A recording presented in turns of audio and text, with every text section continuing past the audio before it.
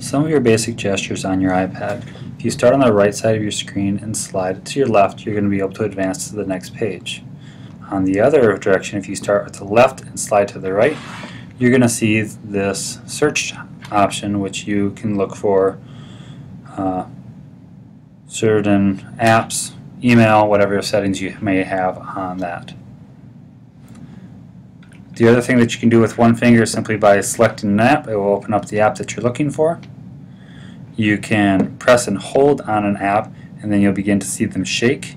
You can then put them in various folders by just dragging it over another app and it will create its own folder. You can also, noticing Facebook, you can hit the X and you will be able to remove any apps you no longer wish to have. Taking a look at actually inputting information such as text in here, a couple different things that you are able to do.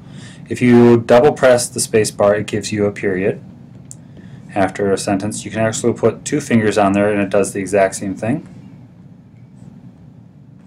3 spaces will give you 3 spaces with a period, and 4 and 5 will do the exact same thing. The other nice option that they will have is the special characters features. If you need to put a quotation mark, for example, if you press and hold the question mark, that gives you quotes. If you would like to spell the word can't, and you can press and hold the exclamation point, that gives you a comma for can't. You also have special characters for the O, N, and several of the other options that you may be able to use. Another nice feature that the iPad has is the notification center. To access this, starting at the clock up on top, you just drag down and it will post, depending on what notifications you have, your calendar, your mail, and Twitter in my case. And now you can also tap to tweet, which is new with the operating system 6.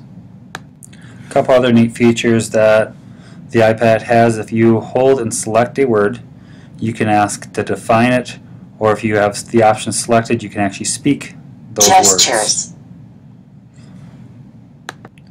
When you're in your keyboard mode, you can actually move your keyboard. You can split it apart using 2 fingers and just pulling it apart.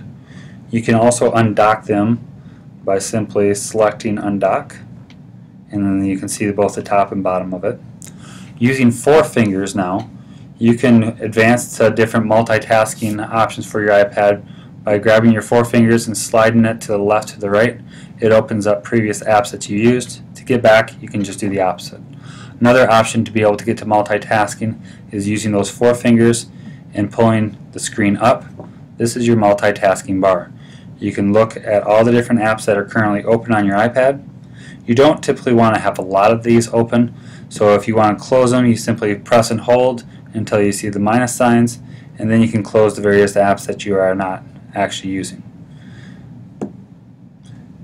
The other nice feature to be able to have on this is by sliding left to right, you'll see this menu option. This controls iTunes, your music, YouTube. It also will toggle, in my case, the sound, but it can toggle your orientation if you have not changed that. Also increases and decreases your brightness, as well as your volume. Once you're done with the app, you can take your 5 fingers and pinch them together and it will work on closing the app, just like that. The other option is to be able to just press the home screen button. The last option, which should be new to all iPad 2 users, that has been available for a while for the new iPad, is the dictation button, which is right next to the space. You should be able to just press the space bar and speak whatever you would like. Press it again, and then it will dictate or type up what you just got done saying.